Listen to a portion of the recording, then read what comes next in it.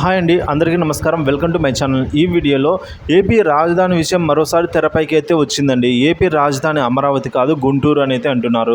పూర్తి వివరాలు ఏంటో ఈ వీడియోలో తెలుసుకుందాము. వీడియోని ఎక్కడ కానీ స్కిప్ చేయకుండా ఎండ్ వరకు చూడండి, అప్పుడే పూర్తి ఇన్ఫర్మేషన్ అర్థమవుతుంది. అలాగే వీడియోకి ఒక లైక్ కొట్టండి ఫ్రెండ్స్. వీడియోలోకి అయితే వెళ్ళిపోదాము. ఏపీలో గతంలో టీడీపీ ప్రభుత్వం అమరావతిని రాజధానిగా ఏర్పాటు చేసింది. అనంతరం వచ్చిన వైసీపీ ప్రభుత్వం అమరావతి స్థానంలో 3 రాజధానుల్ని తెరపైకి అయితే తెచ్చింది. అయితే వాటిని అమల్లో తీసుకురాకముందే అధికారం కోల్పోయింది. అనంతరం అమరావతి రాజధాని అజెండాతో ముందుకెళ్లిన విపక్ష ఎన్డీఏ కూటమి అధికారంలోకి వచ్చింది.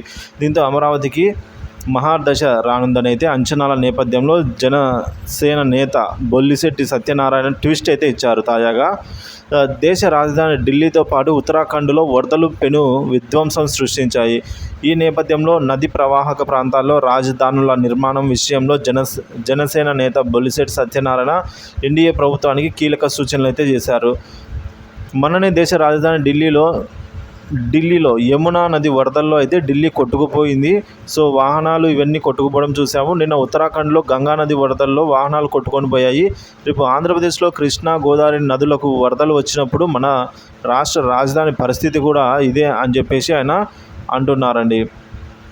మన రాజధాని ప్రాంతంలో ఉన్న నదీ ప్రవాహక ప్రాంతాల్లో ఉంది. సో నిర్మాణాలు అయితే చేపట్టకూడదు నదీ ప్రవాహం ఉన్న చోట. గుంటూరులోనే ఎగువ ప్రాంతాల్లో రాజధాని నిర్మాణం జరగాలి. జరీబు భూములు కేవలం 3 పంటలు పండే పంటలు మాత్రమే కాదు, అవి ఇసుక తిన్నెలపై అయితే ఏర్పడ్డ ఒండ్రు మట్టి ప్రాంతం. అలాంటి పంటలో అలాంటి నేలలో అయితే రాజధానికి నీరు మాత్రమే ఉపయోగించుకోవాలని, అక్కడ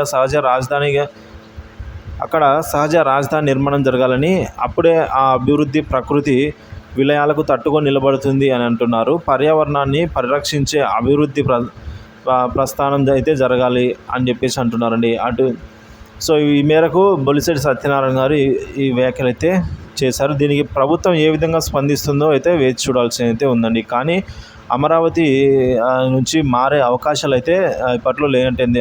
దాదాపుగా ఎక్కడే కానీ లేనట్టుగా రైతులు కొన్ని ఎకరాల భూములు అయితే ఆల్రెడీ ఇచ్చి ఉన్నారు. కాబట్టి ఇప్పుడు మళ్ళీ ఇప్పటికిప్పుడు చేంజ్ ప్లాన్ బి అంటే సో అంత ఈజీ టాస్క్ అని అయితే అనిపించుకోదు. బట్ కానీ ఈ విధమైన వాదన ఒకటి తెరపైకి అయితే రావడం జరిగింది ఫ్రెండ్స్.